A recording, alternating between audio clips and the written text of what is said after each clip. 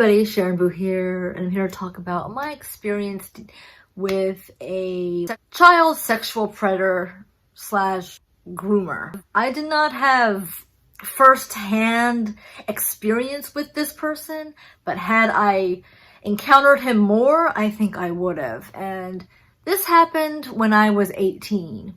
So it happened a very long time ago, and back then I didn't think it was a big deal, but now, in retrospect, I realize how problematic and dangerous it actually was. Back when I was 18, I was working at Mervyn's, which was a department store, and I befriended a lot of my coworkers there, and one of the girls that I befriended at Mervyn's was this girl who was 16.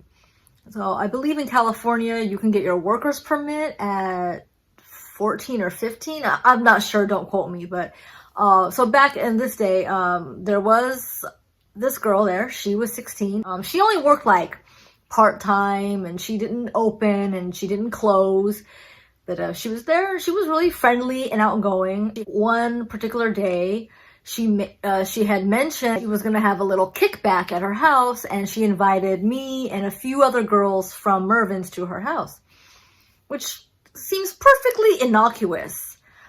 However, this girl, the 16-year-old, lived with her boyfriend, who was 32. At 18 years old, I knew that was wrong, but I didn't really think anything of it. Okay, I was a child, all right? I don't care if 18 is the age of consent.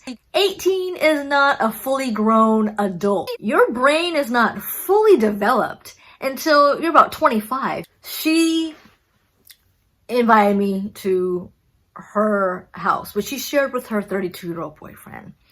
And I remember that back then I did not have a car. I took the bus everywhere. She had access to a vehicle. I don't know if it was her car, but she was driving. It was probably her boyfriend's car. I remember that she picked me up from my house in this truck. And my mom she didn't ever meet her, but my mom looked outside, so she opened the blinds and saw the girl, and then she said bye to me. So my mother never met her, but she did see who the girl was. And the way that this girl behaved, she was a little fast. More disturbingly, she didn't really act like a 16-year-old. I mean, she was young and goofy, but there was something about her that was just, I could tell that she'd been through some shit. Okay, the way that she acted around the male coworkers was a little weird too. I go to this girl's house, and I remember it was me and the 16-year-old, a couple of other girls who worked at Mervyn's, and we were all like 18 or 19. And then there was a couple of guys who were there, but they weren't from Mervyn's. I think they just lived in the neighborhood, and they would come over. And then the 32-year-old boyfriend. And this was so long ago, I don't remember anything particularly creepy about the way that he acted. But I do remember that he was feeding us Alizé, okay, alcohol. And I did not start really drinking until I was maybe 22 or 23. But I remember I had like a sip of Alizé, maybe a couple sips. And I remember that it tasted like soda. So I was like, oh, is this how alcohol tastes? Oh, this is good. But little did I know, all alcohol does not taste like soda. Back then, I knew that this was wrong. I knew that, okay, you're 16, you live with this man who's 32. It's not right, but I didn't really think that much about it. I was a child. I was 18. I did not have the critical thinking skills I have now. And then I remember thinking, where is your family? Where are your parents? I think I thought about it a little bit back then, but obviously not enough. And now I'm 35, and I look back on them like, that was a very disturbing and dangerous place for me to be. He never tried anything with me because I only went over there twice. Very, very predatory for this young girl to be living with a 32-year-old grown-ass man, and then her bringing other young girls to where they lived. I'm pretty sure that was his doing, because a lot of these male predators will use women to get more prey, to bring them more prey. And I believe that was what was going on here. But like I said, for the umpteenth millionth time, I didn't know no better. I didn't understand the gravity of what was really going on. But it was fucked up. And then supplying us with alcohol, too. That is some predatory shit. Nobody in that house was of drinking age except for him. And I don't care if the age of consent in California is 18.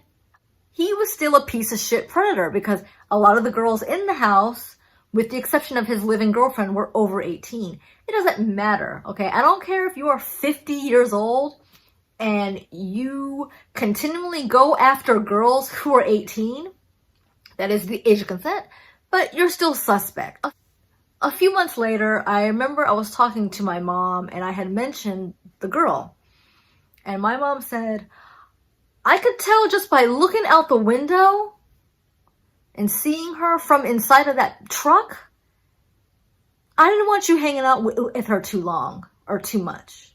My mother is a very good judge of character, and she could sense that this girl is fast. And another very disturbing thing was, so I'm 35 now, but I look very young for my age. Just think how young I looked when I was 18 and I was going over to this man's house. So yeah, thank God I only went over there twice, because had I gone over there more, I'm pretty sure that he would have tried something. And because he had a house full of young girls and he was supplying us alcohol. It was a target-rich environment for him. I don't know what happened to her after that. I don't think she worked there for much longer. Maybe she was just there for the summer. I didn't keep in touch with her. I don't even remember her name at this point. This was like 17 years ago. I mean, it was a long time ago. But yeah, that was my experience with a fellow predator and groomer. And by him giving us alcohol, he was grooming us. That is the end of the video, and I'll see you in the next one. Stay happy, healthy, and safe. Bye.